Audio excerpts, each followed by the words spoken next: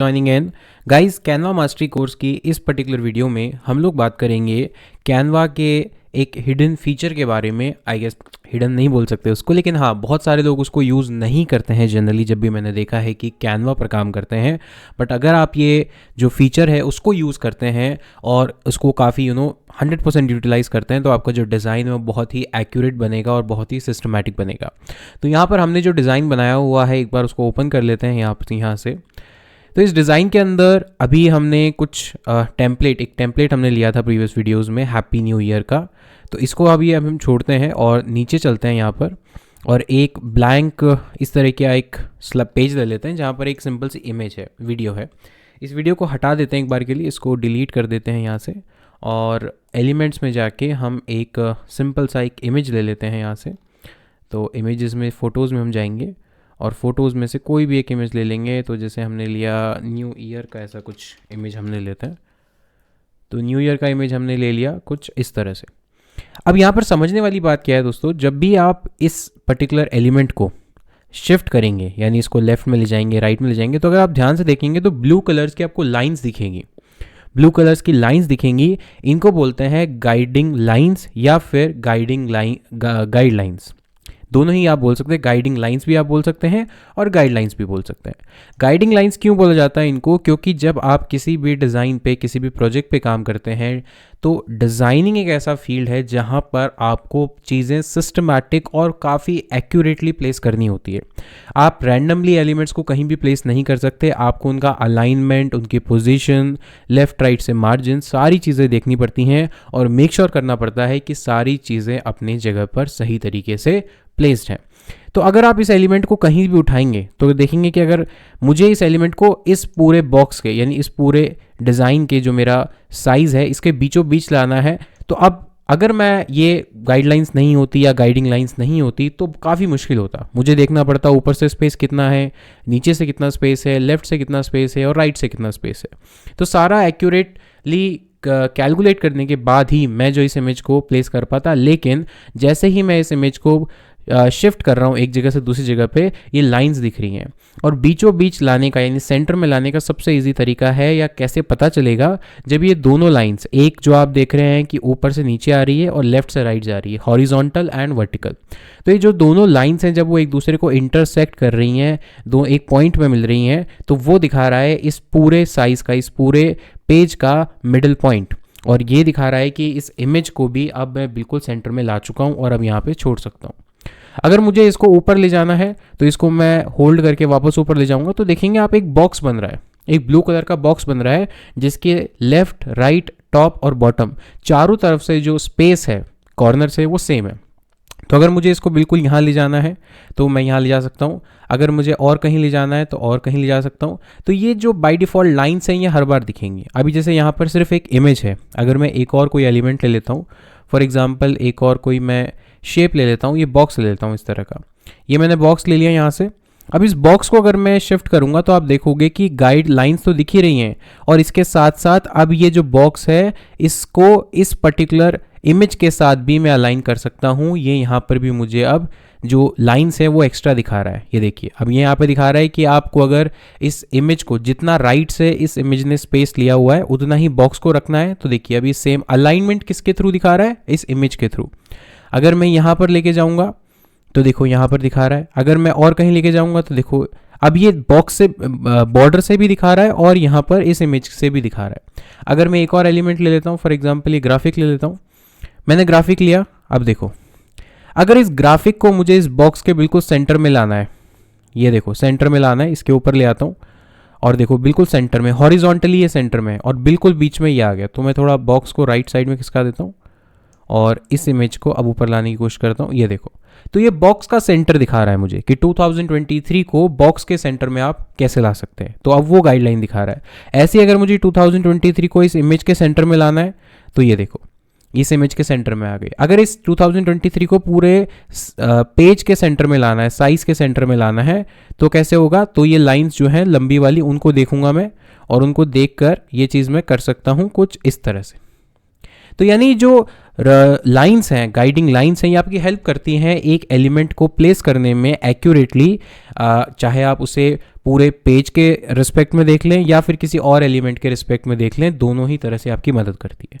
But ये आपको तभी दिखेंगी जब आप किसी एलिमेंट को आप शिफ्ट करेंगे या मूव करेंगे। अदरवाइज अगर आप सिर्फ डिज़ाइन देखेंगे तो ये लाइंस आपको नहीं दिखेंगी, क्योंकि ये डिज़ाइन का पार्ट परमानेंटली नहीं है, ये सिर्फ आपको टेम्परेरी लेवल पे गाइड करती हैं और उसके बाद जो है ये अपने आप ऑटो हाइड हो जाती हैं।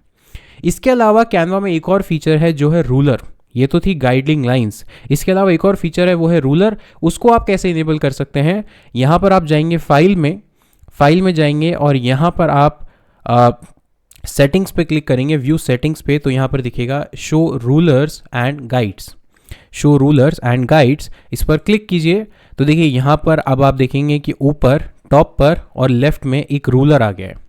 रूलर से क्या होता है दोस्तों, रूलर से हमें एग्जैक्ट अगर हमें कोई डिस्टेंस लेना है, मार्जिन लेना है, बिल्कुल एक्यूरेट लेवल का लेना है, क्योंकि अभी जो चीज़ें हो रही थी वो कैसे हो रही थी, वो centre, left, right, top, bottom हो रही थी, बट हमें नहीं पता कि इस इमेज और इस कॉर्नर एज के बीच में कितना मार्जिन है, कितना स्पेस है, हमें नहीं पता है। अगर हमारे पास कोई ऐसी स्पेसिफिक रिक्वायरमेंट है कि हमें 20 पिक्सल का मार्जिन रखना है लेफ्ट से, तो हम वो रूलर की हेल्प से कर सकते हैं। अब रूलर कैसे मदद करेगा, तो देखो यहाँ से रूलर से फॉर एग्जांपल मुझे ये ऊपर से, यहाँ जो एज है ऊपर का, वहाँ से 20 पिक्सल का स्पेस लेना है, ठीक है। ये जो पहले पूरा पेज है, इसकी साइज बता देता हूँ। इसकी जो साइज है वो है 1080 इंटू 1080 पिक्सल, यानी 1080 इंटू 1080 पिक्सल इसकी साइज है। तो ये जो आप देख रहे हैं यहाँ पर, ये जो रूलर है ये भी पिक्सल्स में है, ये भी पिक्सल्स में, अगर आप ध्यान से देखेंगे 0 से स्टार्ट हो रहा है और यहाँ पे 1080 पे ख़त्म हो रहा है। तो विड्थ इसकी कितनी है, 1080, और यहाँ से भी आप देखेंगे 0 से स्टार्ट हो रहा है और यहाँ तक जाते जाते 1080 पे ख़त्म हो रहा है। तो ये पिक्सल में है रूलर। तो मैं मान लेता हूँ कि मुझे टॉप से 20 पिक्सल का स्पेस देना है, तो मैं क्या करूँगा, यहाँ से एक, जैसे आप देख रहे हैं डबल साइडेड एरो हो गया, तो इसको यहाँ से क्लिक करूँगा, माउस का लेफ्ट क्लिक प्रेस करूँगा और एक एरो ले आऊँगा, और लेफ्ट साइड में अगर आप देखेंगे तो यहाँ पे आ गया 0। ये देखिए लेफ्ट साइड में जहाँ मेरा कर्सर है वहाँ 0 पिक्सल, मतलब अभी कोई डिफरेंस नहीं। मुझे 20 पिक्सल लेना है, थोड़ा और स्क्रॉल करूँगा और ये आ गया मैं 20 पिक्सल पे। तो यानी 20 पिक्सल का मार्जिन ऊपर से यहाँ पे लाके अब इसको छोड़ सकता हूँ। तो अब मैं अगर इस इमेज को उठाऊंगा और यहाँ पे इसको टच करा दूंगा, तो अब इस इमेज और इस एज, इसके कॉर्नर के बीच में 20 पिक्सल का गैप है। ये मुझे इस रूलर से पता चला। अब ये रूलर का जब काम खत्म हो जाएगा तो मैं इसको पकड़ूंगा वापस और इसको ऊपर कहीं भी छोड़ दूंगा, ताकि ये गायब हो जाएगा, मेरे फाइनल डिज़ाइन में ये नहीं दिखेगा। सेम ऐसे ही अगर मुझे लेफ्ट से भी, यहाँ से लेफ्ट से भी 20 पिक्सल का गैप देना है, तो इस बार मैं यहाँ से उठाऊंगा और यहाँ से इसको राइट साइड में ले आऊँगा। तो ये तो 0 है और ये यहाँ पर 20 पिक्सल आ जाएगा। कभी आपको अगर थोड़ी मुश्किल होए कि 20 नहीं आ रहा, एग्जैक्ट वो नंबर नहीं आ रहा, तो आपको कुछ नहीं करना, आपको सिंपल सा एक काम करना है। आप यहाँ पे नीचे जो ये देख रहे हैं जूम इन, इसको थोड़ा जूम इन कर लो यहाँ से। तो जूम इन करोगे तो ऊपर आप थोड़ा बेटर दिखेगा, और यहाँ से आप मैं 20 पिक्सल आराम से ले सकता हूँ, कुछ इस तरह से। और जब काम हो जाए और आपको जूम आउट करना है तो यहाँ से वापस जूम आउट कर सकते हो। तो 20 पिक्सल ऊपर से तो था ही, और मैं लेफ्ट में लाऊंगा इसको यहाँ पे कुछ इस तरह से, तो 20 पिक्सल अब यहाँ से भी आ गया। अब क्योंकि मैंने वो रूलर वाली लाइन हटा दी थी तो पॉसिबल है कि ये थोड़ा सा नीचे शिफ्ट हो गया, तो मुझे कुछ नहीं करना, मुझे सिंपल सा वापस ऊपर से 20 पिक्सल का रूलर लाना है। और ये देखो 19 पे था ये, तो इसको थोड़ा नीचे लाते हैं, एक बार हटाते हैं, जूम इन करते हैं, और जो हमने रूलर है हमारा उसको 20 पे एडजस्ट कर देते हैं। ये मेरा 20 एडजस्ट हो गया। तो ऊपर से भी 20 पिक्सल का गैप है और लेफ्ट साइड से भी 20 पिक्सल का गैप है। तो अब मुझे सिर्फ इन दोनों रूलर के लाइंस के इस पॉइंट पे इसको लाके छोड़ना है। तो लेफ्ट से यहाँ से भी अब 20 पिक्सल का गैप है और यहाँ से भी 20 पिक्सल का गैप है। गाइज ये चीज़ आपको ध्यान में रखनी है कि जो साइज़ है आपकी, साइज़ की जो यूनिट है, जैसे यहाँ पर पिक्सल है, लेकिन ज़रूरी नहीं है कि हर बार आप पिक्सल में ही साइज़ लेंगे। कभी आप इंचेस में साइज़ ले सकते हैं, सेंटीमीटर में ले सकते हैं, या मिलीमीटर में ले सकते हैं। उस केस में जो ये रूलर है वो भी उसी यूनिट पे काम करेगा। अगर पिक्सल है तो 1-2 पिक्सल या 20-30 पिक्सल के अकॉर्डिंग चलेगा, सेंटीमीटर है तो सेंटीमीटर के अकॉर्डिंग चलेगा, इंचेस है तो इंचेस के अकॉर्डिंग चलेगा। तो इसलिए आपको ये चीज़ ध्यान रखनी है। तो ये जो रूलर है वो काफ़ी इंपॉर्टेंट है, और ऐसे आप एक नहीं, आप कितने भी ला सकते हैं, जैसे 1, 2, 3 अलग अलग। और जब आप बहुत कोई बड़ा प्रोजेक्ट होगा जिस पे आप काम कर रहे होंगे तो वहाँ पर आपको इनकी काफ़ी ज़रूरत पड़ेगी, बिकॉज आपको हर चीज़, छोटी से छोटी चीज़ काफ़ी डिटेल में काम करना पड़ेगा अगर आप एक अच्छे ग्राफिक डिज़ाइनर बनना चाहते हैं, प्रोफेशनल ग्राफिक डिज़ाइनर बनना चाहते हैं। बिकॉज पूरे पूरे डिज़ाइनिंग प्रोजेक्ट में, या मान लीजिए कोई इमेज आप बना रहे हैं, पोस्टर बना रहे हैं, तो उस पूरे पोस्टर में आप नहीं चाहते कि कोई भी चीज़ थोड़ी भी इधर उधर लगे, क्योंकि डिज़ाइनिंग में अगर हर चीज़ सिमेट्री में होगी या हर चीज़ अपने सही जगह पे होगी, जो भी मार्जिन है, स्पेसिंग है, गैप है, वो हर चीज़ अगर एक्यूरेटली होगी तो ओवरऑल डिज़ाइन जो है वो काफ़ी अच्छा लगेगा। समटाइम्स मैंने ये देखा है कि जो नए डिज़ाइनर्स होते हैं या जो अभी अभी डिज़ाइनिंग सीख रहे होते हैं, उनको ये लगता है कि सर 1 पिक्सल से क्या होगा, 2 पिक्सल से क्या होगा, या 5 पिक्सल का गैप किसको ही दिखेगा। लेकिन जब ऐसा वो एटीट्यूड रखते हैं तो ओवरऑल प्रोजेक्ट में, ओवरऑल उस फोटो में या पोस्टर में छोटे छोटे एलिमेंट्स में ये गलतियाँ होती रहती हैं, और फिर ओवरऑल जो लुक है उस प्रोजेक्ट का वो अच्छा निकल कर नहीं आता, वो उतना कन्विंसिंग नहीं लगता।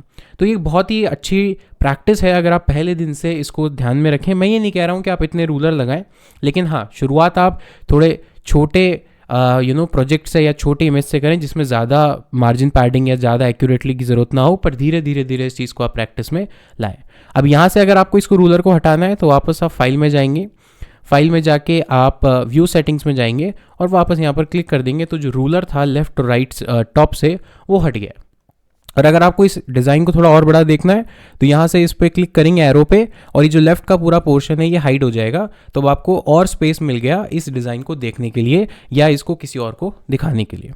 तो इस तरह से जो आप रूलर्स हैं या गाइडिंग लाइंस हैं, उनकी हेल्प से अपने डिज़ाइन में एक्यूरेटली और ज़्यादा, आप कह सकते हैं सिस्टमैटिकली, एलिमेंट्स को प्लेस कर सकते हैं और अपने डिज़ाइन को जो है वो और अट्रैक्टिव बना सकते हैं। दोस्तों, इस वीडियो के लिए इतना ही, मिलता हूँ नेक्स्ट वीडियो में, तब तक के लिए take care, thank you so much, have a nice day.